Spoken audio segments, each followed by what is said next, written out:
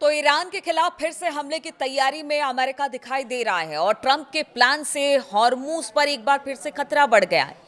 बात आज इसी पर होगी। नमस्कार, मैं हूं नीलू और आज है 1 जुलाई और कुछ बड़ी खबरें सामने आ रही है जिसे आप भी समझेंगे कि किस तरह से एक बार फिर से अमेरिका और ईरान में टेंशन बढ़ती दिखाई दे रही है।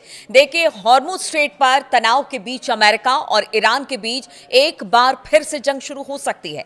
अमेरिकी राष्ट्रपति डोनाल्ड ट्रंप ईरान के खिलाफ फिर से बड़े पैमाने पर सैन्य अभियान शुरू करने पर विचार कर रहे हैं। वॉल स्ट्रीट जर्नल ने अमेरिकी अधिकारियों के हवाले से इस बात की जानकारी दी है। रिपोर्ट में यह भी कहा गया है कि फिलहाल ट्रंप ने परमाणु कार्यक्रम पर बातचीत जारी रखने की अनुमति दी है और उनका कहना है कि अभी बातचीत होने दीजिए।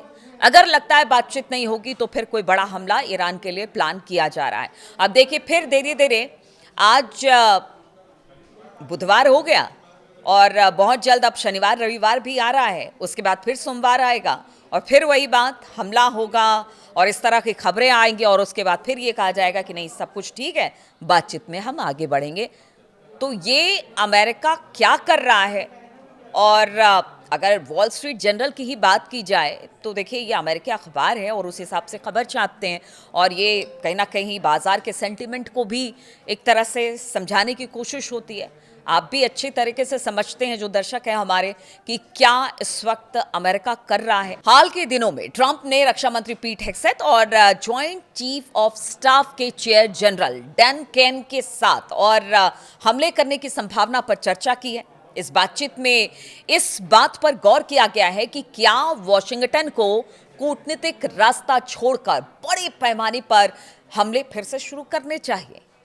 तो देखिए, एक तरफ शांति समझौता हुआ है, कहा यह गया कि ईरान की बहुत सारी बातों को मान लिया गया और ईरान ने भी हमारी तमाम बातों को मान लिया। फिर आखिर क्या जरूरत पड़ी है कि अब चीफ ऑफ स्टाफ से बातचीत हो रही है, अपने रक्षा मंत्री से बातचीत कर रहे हैं ट्रंप और कह रहे हैं कि क्या हमें फिर से हमला शुरू करना चाहिए। आखिर अमेरिका चाहता क्या है? क्या इस पूरे रीजन में वो स्थिरता नहीं बनाना चाहता है या इसके पीछे की कोई और वजह है? देखिए, जिस तरह से अधिकारियों से बातचीत की है ट्रंप ने, अधिकारियों ने इसे काम पूरा करने की कोशिश बताया है। उनका कहना है कि जो काम अधूरे में छूट गया उसे पूरा कर। तो फिर आप सवाल यही उठता है कि फिर आपने शांति वार्ता क्यों की? फिर इतना लंबा चौड़ा नाटक आपने क्यों किया कि हाँ, समझौता हो रहा है और सब कुछ ठीक हो जाएगा, हम जब चाहेंगे यहाँ से अमेरिकी सेना पीछे कर लेंगे और शांति हो जाएगी रीजन में। क्योंकि अब तो उनके अधिकारी भी कह रहे हैं कि जो काम हमने पीछे छोड़ दिया उसको पूरा करना है। इसका मतलब क्या है? क्या ईरान पर जो हमला था अभी अधूरा है, उसे पूरी तरह से अब करना है और एक बड़ा हमला होने की बात हो रही है सामने? इससे तो यही अंदाजा लगाया जा सकता है। देखिए, राष्ट्रपति ट्रंप ने हाल के दिनों में संकेत दिया कि अगर ईरान समझौते का उल्लंघन करता है तो वो एक बार के हमलों की इजाजत एक बार फिर से वो दे सकते हैं। और ये पिछले हफ्ते हुई घटना की तरह है जिसमें अमेरिकी सेना ने ईरान के ठिकानों पर हमले किए थे। तो आप देखिए कि बार बार वो कहते हैं कि अगर ईरान नहीं माना, अगर ईरान नहीं माना, अगर ईरान नहीं माना, तो इसके बाद क्या होगा? तो अभी भी यही स्थिति है। ईरान आपकी बात मानता नहीं है। आप जो कहते हैं, ईरान कहता है कि हमने तो ऐसा कहा ही नहीं। तो ईरान तो अब भी नहीं मान रहा है, फिर आप क्यों चुपचाप बैठे हुए हैं? क्या वजह है इसके पीछे? देखिए, WSJ की रिपोर्ट के मुताबिक ट्रंप ने अभी तक कोई फैसला हमले को लेकर फिलहाल तो नहीं लिया है, लेकिन उन्होंने अपने सहयोगियों से कहा है कि वो बातचीत को और समय देने के लिए तैयार है ताकि एक संभावित न्यूक्लियर डील को आगे बढ़ने के लिए जगह मिल सके। यानी वो बातचीत भी करना चाहते हैं और साथ साथ कहते हैं कि हमला भी करेंगे। बातचीत और हमला साथ साथ, यानी युद्ध और बातचीत साथ साथ कभी नहीं हो सकती है। आपको इस माइंडसेट के साथ उतरना है कि शांति के लिए ही आपको बात करनी है। आप बार बार धमकी देते हैं बातचीत नहीं तो हमला होगा, बातचीत नहीं है। आपके कहीं ना कहीं दिमाग के कोने में है कि हमें ईरान पर हमला करना है और ऐसा ही लग रहा है बार बार ट्रंप की बातों से और जिस तरह से अमेरिका हमला करने की बात कहता है। तो रिपोर्ट में कहा गया है कि ट्रंप ने तर्क दिया कि हमलों का पूरा दौर डिप्लोमेसी को कमजोर कर सकता है। इससे ईरान के न्यूक्लियर प्रोग्राम को खत्म करने में वॉशिंगटन के सामने मुश्किल आ सकती है। मतलब वो बातचीत शुरू करने से पहले ही बता रहे हैं कि मुश्किल आ सकती है। यानी उनके मन में पहले से है बातचीत नहीं तो फिर हमला होगा। अरे पहले बातचीत तो करिए। बातचीत में कोई हल निकालने की कोशिश करिए, क्योंकि हमला तो आपके और इजराइल की तरफ से ईरान पर हुआ था और ईरान कहता रहा कि हम ठीक है, उनके पास इतना इनरिच्ड यूरेनियम है कि वो जब चाहे वो परमाणु बम बना ले, परमाणु हथियार बना ले। ये आशंका तो है, लेकिन उसने कहा, ईरान ने कहा कि देखिए अभी हम ऐसा कुछ नहीं करने जा रहे हैं और इस बात को हम कहते रहे हैं, बार बार कहते रहे हैं। तो फिर पहले बात करिए, बात करके चीज़ों को सुलझाने की कोशिश कीजिए। उससे पहले आप इसे मुश्किल बता रहे हैं तो फिर बातचीत कैसे होगी। इस बीच ईरान के मुख्य वार्ताकार मोहम्मद बाकर गालिबाफ ने कहा कि अमेरिका के साथ बातचीत तेहरान की प्राथमिकता है, लेकिन वो युद्ध के लिए भी तैयार है। सरकारी टीवी पर एक इंटरव्यू में गालिबाफ ने कहा कि हम बातचीत कर रहे हैं, लेकिन अगर बातचीत का कोई नतीजा नहीं निकलता है तो हम युद्ध के लिए भी तैयार हैं। और ये ईरान फर्स्ट डे से कह रहा है, ये बताने की जरूरत नहीं है। अगर अमेरिका और ईरान के बीच फिर से जंग शुरू होती है तो हॉर्मुज स्ट्रेट जहाजों की आवाजाही फिर से बाधित हो सकती है। फरवरी के आखिर में अमेरिका और इजराइल के हमले के बाद ईरान ने हॉर्मुज स्ट्रेट के अहम ऊर्जा जलमार्गों को बंद कर दिया था और हमने देखा था किस तरह से दुनिया भर में तेल और गैस की आपूर्ति पर असर पड़ा था। इसमें भारत भी एक बड़ा खरीदार है। भारत में भी तेल और गैस के दाम में बढ़ोतरी हुई थी। फिर से युद्ध शुरू होने पर यह संकट बताया जा रहा है कि और ज्यादा बढ़ सकता है। तो आप देखिए कि अब स्थिति इस तरह की है कि इसको बहुत अच्छे तो नहीं कही जाएगी, क्योंकि कभी भी यहाँ पर बारूद के ढेर पर यह बातचीत है और कभी भी चिंगारी सुलगी और आप समझिए एक बड़ा आग इस पूरे रीजन में। तो पिछले महीने अमेरिका और ईरान के बीच समझौता ज्ञापन पर हस्ताक्षर करने के बाद इस अहम जलमार्ग से कमर्शियल जहाजों की आवाजाही फिर से शुरू हुई है। हालांकि पिछले हफ्ते इसके प्रबंधन को लेकर अमेरिका और ईरान आमने सामने आ गए थे और इस दौरान ईरान ने कमर्शियल जहाजों को निशाना भी बनाया था, जिसके बाद अमेरिकी सेना ने ईरान पर बमबारी की। ईरान ने भी पलटवार करते हुए कतर और बहरीन समेत खाड़ी के जितने मौजूद अमेरिकी ठिकाने थे उन पर मिसाइल और ड्रोन से हमला किया और आप समझिए कि इसके बाद स्थिति क्या बन गई थी। लेकिन अभी कहा जा रहा है कि नहीं ठीक है, इस पर भी बातचीत करेंगे। अब बातचीत कहाँ कहाँ होगी और बातचीत के बाद अगर इस तरह के हमले हो रहे हैं तो फिर आप समझिए कि ये बातचीत नहीं है।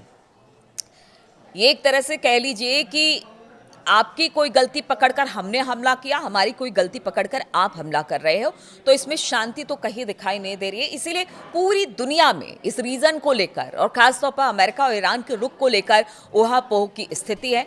कोई झुकने को तैयार नहीं है, कोई अपने कदम पीछे हटाने को तैयार नहीं है, लेकिन स्थिति पूरी दुनिया में से लेकर टेंशन भरी है, क्योंकि सबसे ज़्यादा तेल और गैस की सप्लाई यहीं से होती है।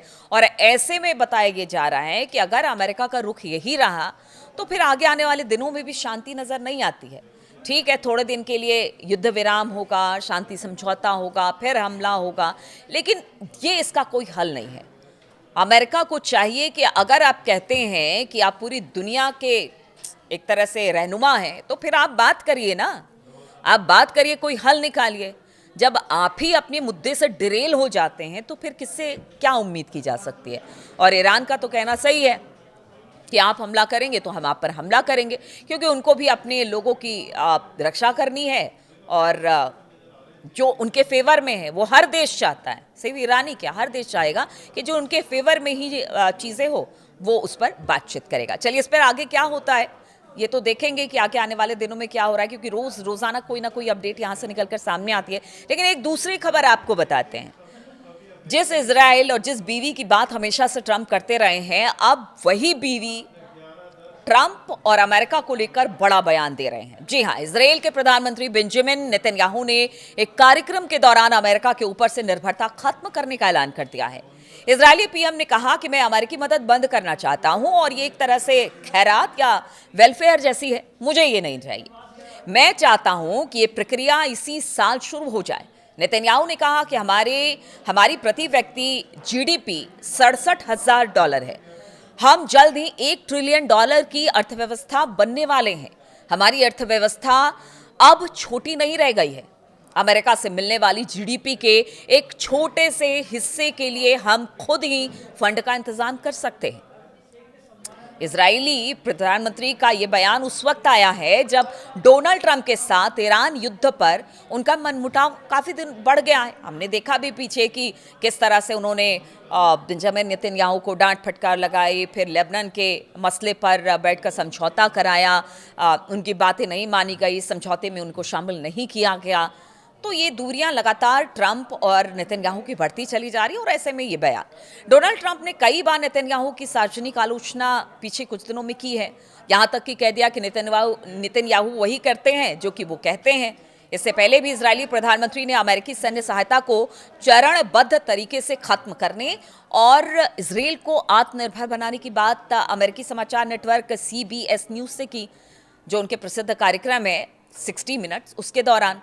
इजरायली प्रधानमंत्री का यह बयान तब आया है जब डोनाल्ड ट्रंप के साथ ईरान युद्ध को लेकर उनके बीच काफ़ी मनमुटाव बढ़ गया है। डोनाल्ड ट्रंप ने कई बार नेतन्याहू की सार्वजनिक आलोचना कर दी और यहाँ तक कह दिया कि नेतन्याहू वही करते हैं जो वो चाहते हैं।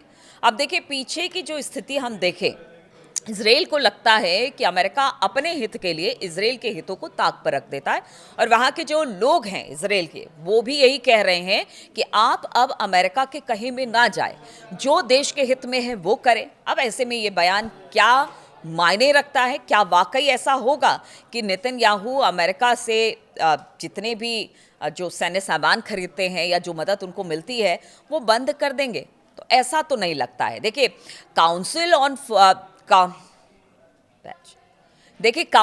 ऑन फॉरेन रिलेशन की रिपोर्ट के मुताबिक अगर बात की जाए तो अक्टूबर 2023 में गाजा युद्ध के दौरान अमेरिका ने आपातकालीन पैकेजों के जरिए इसराइल को 16 अरब से 22 अरब डॉलर से ज्यादा की अतिरिक्त सैन्य मदद पहुंचाई थी। इसलिए सैद्धांतिक रूप से इसराइल दावा कर रहा है कि वो अमेरिकी खैरात के बिना जिंदा रह सकता है, लेकिन व्यवहारिक तौर पर अमेरिकी बैसाखी से उतरना मुश्किल ही नेतन्याहू का लगता है।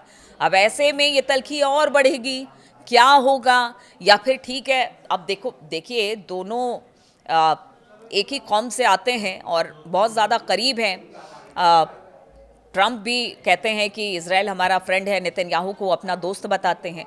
ऐसे में ये जो तल्खी है वो बढ़ेगी या फिर सब कुछ ठीक कर लिया जाएगा ट्रंप और नेतन्याहू, या नेतन्याहू अब चाहते हैं कि अब अमेरिका का दखल ज़्यादा ना हो इस पूरे रीजन में?